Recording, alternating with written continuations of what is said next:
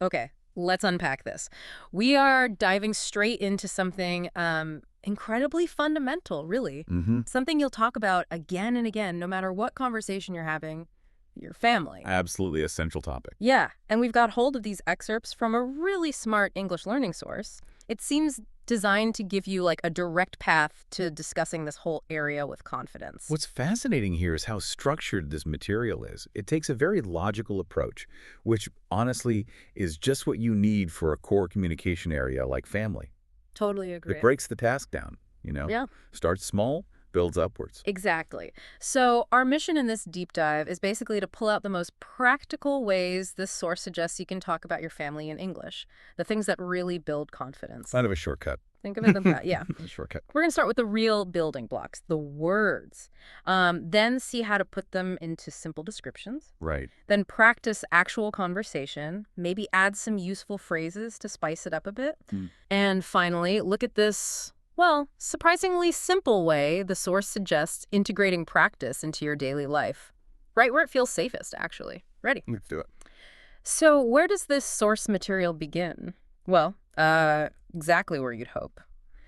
The basics. The vocabulary, it really emphasizes getting these core words down first, which just makes total sense, doesn't it? It's the essential first step, really. You absolutely need the nouns, the labels, Mm. before you can, well, build anything else. Right. And this source pairs them up very directly, which is helpful. Yeah, it lays them out so clearly, connecting them to terms you probably already know. You get Ma and Pita becoming mother and father. Pai and Bihin are brother and sister. For grandparents, it's Dadi and Nani becoming grandmother. Mm-hmm. And Dada and Nana translate to grandfather. Right, covering both sides. And then you move to uncle for Chacha or Mama, and aunt for Chachi or Mommy. Okay. For the younger generation, Batija or Banja is nephew, and Patiji or Banji is niece. So it covers those key relationships you're, most likely going to talk about. And what's really great, I think, is they don't just give you the words in a list. They immediately show you them in action. Yeah, context. With super simple example sentences like, I live with my mother and father, or my brother is older than me, and I have 2 sisters. Seeing them used makes them click, doesn't it? Makes them real. It really does, and the practice suggestion just reinforces this. It puts the words into slightly different contexts, but related to your life. Like my grandmother lives with us. Or I talk to my uncle every Sunday. The whole point seems to be immediate application.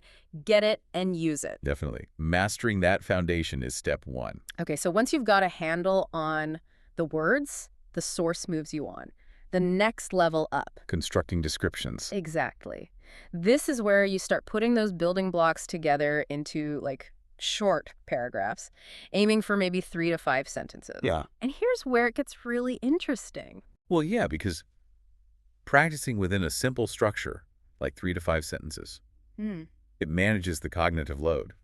Right. You're not trying to write some big essay. You're just focusing on combining the vocabulary you just learned correctly. It's actually incredibly effective for building that early fluency and confidence. Totally. Yeah. And this material gives you a perfect example paragraph you can just sort of adapt. It goes, I have a small family. My father is a teacher and my mother is a homemaker. I have 1 younger sister. We live in Bhopal. We are very close and spend time together every evening. See? Short, simple sentences. But look how much information is packed into just those 5 sentences. You've got family size, parents' jobs, siblings, where you live, even a detail about how close you are. And it gives you those starting points, those springboards to help you make it about you. Yeah, phrases like, I have a big small family, or there are members in my family. And my parents are very supportive. Things you can easily slot your own details into.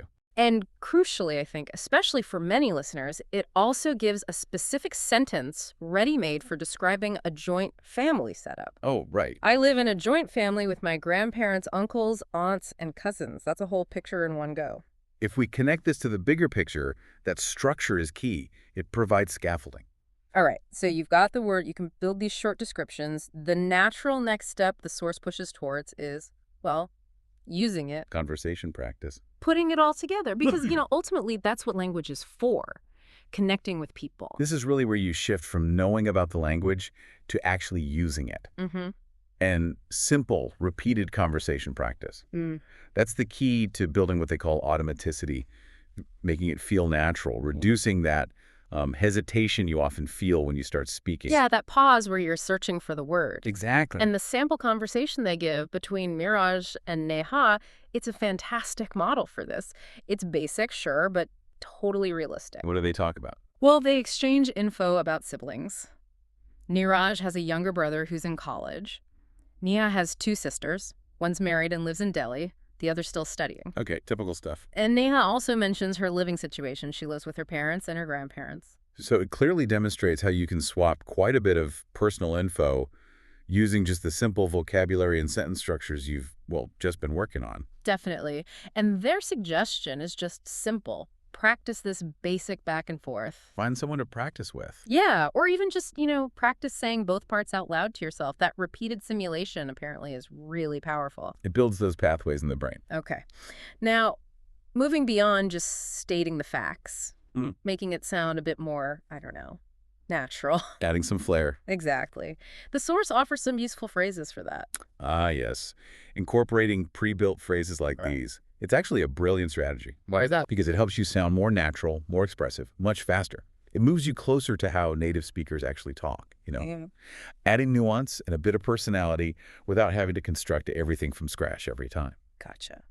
And they list some really relatable ones here. Things like, I come from a big family. Common one. My parents are very loving. My older brother helps me with studies. Nice, specific examples. My family supports me in everything. I spend Sundays with my cousins. These are phrases you could genuinely just drop right into a conversation, couldn't you? Absolutely. Yeah. And they even provide specific phrases that are designed for, like, introductions. Oh, yeah. For when you're first bringing up the topic of your family. Things like, let me tell you about my family. Okay, direct. Or, there are 5 people in my family. Or even, we love celebrating festivals together. They're just great ways to start that part of the conversation. Right. Tools to make your descriptions richer. Exactly. Adds expressiveness. Now, the final section in this material is something I found particularly brilliant, actually. Oh. It's about the why and the how of keeping the practice going, motivation and practical steps. Okay. And it includes this really powerful idea, it quotes, your family is your first team, your first teacher, and your first audience. That's a great framing. Isn't it? Yeah, because it immediately positions your family environment as this incredibly safe, low-stakes place to practice language. Right. Where mistakes are okay. Connection is the priority, not perfection. And the practical advice they give off the back of that is incredibly simple, but I think really effective. Just start describing small, everyday actions happening at home. In English. In English, yeah. They give examples like, Mummy is cooking, Papa is watching TV, Dee Dee is studying. Just narrating the mundane. And this raises an important question. Why is that so effective?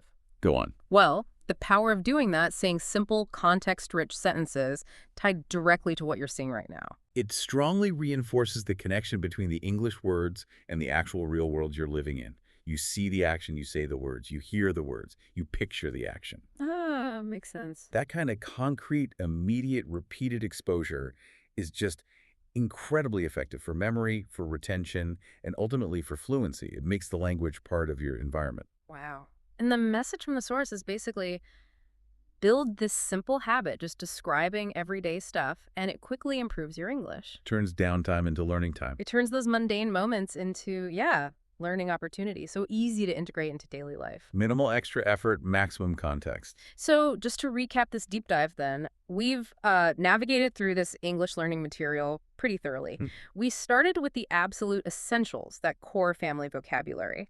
Then we saw how to combine those words into clear, short descriptions, maybe 3 to 5 sentences. Building blocks, then structure. Exactly. We looked at practicing simple conversations using that language, found some useful phrases to add a bit more, richness and detail. Adding the flair. And finally, we explored that really powerful but simple idea of using your family as your first audience, incorporating English practice, like describing things, into everyday home life. Bringing it all together. Yeah.